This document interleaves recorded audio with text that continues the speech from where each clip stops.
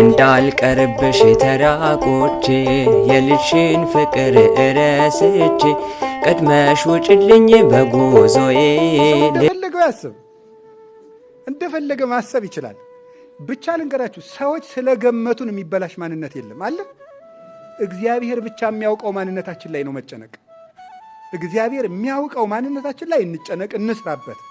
ሰዎች ስለሚሉት ጉዳይ ግን ሰዎች አሉም አላሉም የሚፈጠርም የሚጨመርም የሚቀነስም ማንነትም ክብርም የለም። እንደዚህ ብሎ ማሰብ፣ ሰው እንደመሰለው ያስባል። እንደመሰለው ነው የሚያስበው። ወሬ ሰምቶ ያስባል፣ እንደለመደው ያስባል፣ እንደ ቀድሞ እውቀቱ ያስባል፣ በመንፈሳዊ መጠኑ ልክ ያስባል፣ በእድሜው ልክ ያስባል። ሰው እንዳቅሙ ነው የሚያስበው። እንዳቅሙ ያስባል። እገሌ የሚያስበው በዚህ መጠን ነው ማለት ነው። በቃ እንደዚህ ብሎ ማሰብ።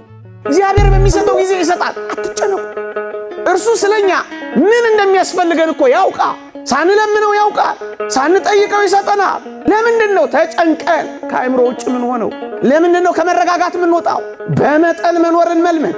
ተጨንቆ በቁመቱ አንድ ክንድ መጨመር የሚችል ማን ነው ይላል። ተጨንቆ ማንም ሰው ምንም ፈቀቅ ማድረግ አይችልም። መጨነቅ ፈቀቅ አያረግም። በተለይ ወጣቶች በዚህ ዘመን ተደጋገፉ፣ ተበረታቱ። በተለይ ክርስቲያኖች እርስ በርሳችሁ ሶስት የምትበሉ ተጨንቀው የሚበሉት ላጡ አካፍሉ። ወገኖቼ ወደኛ የሚመጣ የየትኛውም ሀብት የኔና የናንተ ብቻ አይደለም። እደግመዋለሁ፣ የኔና የናንተ ብቻ አይደለም። እንድናከፋፍል ነው ለኔና ለናንተ የተሰጠ።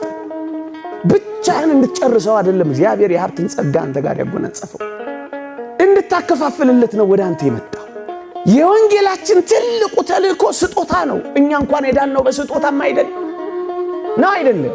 ትልቁ ጸጋችን እኮ ስጦታ ነው። መጽሐፍ ቅዱሳችንን ገልበጥ አርጋችሁ ስታዩት የሚያስፈልጋቸውን ባትሰጧቸው ምን ይጠቅማቸዋል እኮ ነው። ባዶ እኮ ነኝ የኔ ጌታ ምን ልቅራል? በእጄ ላይ አንዳች የለም የምሰጥ፣ ላንተ ክብር የሚመጥን ሕይወት የለኝ።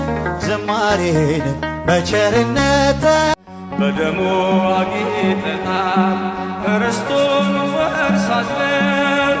በጽዮን ተራራ በበጉ እየዘመርን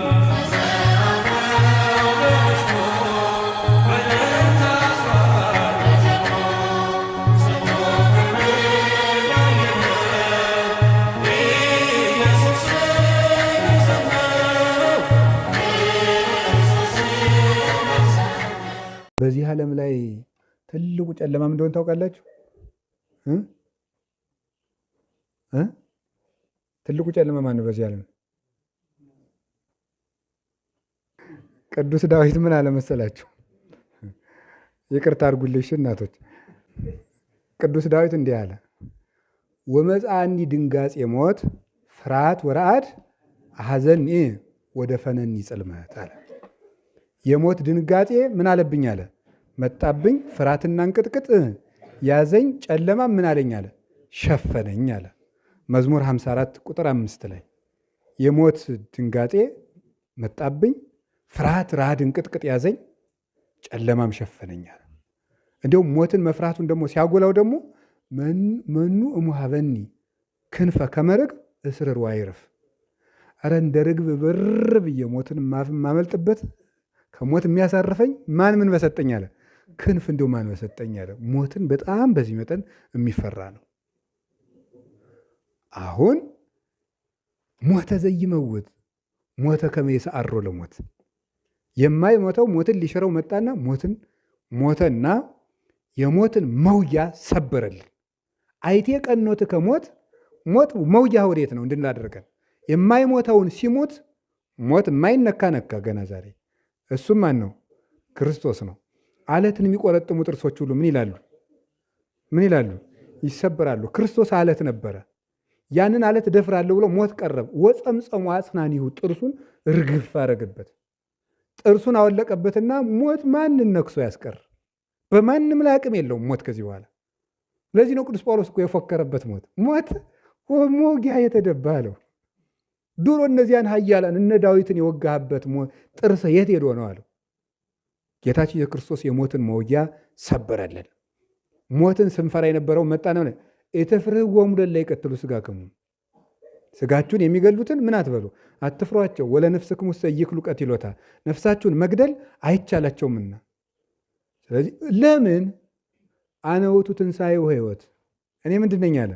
ትንሣኤና ሕይወት ነኝ አለ ዮሐንስ 11:25 እኔ ትንሣኤና ሕይወት ነው።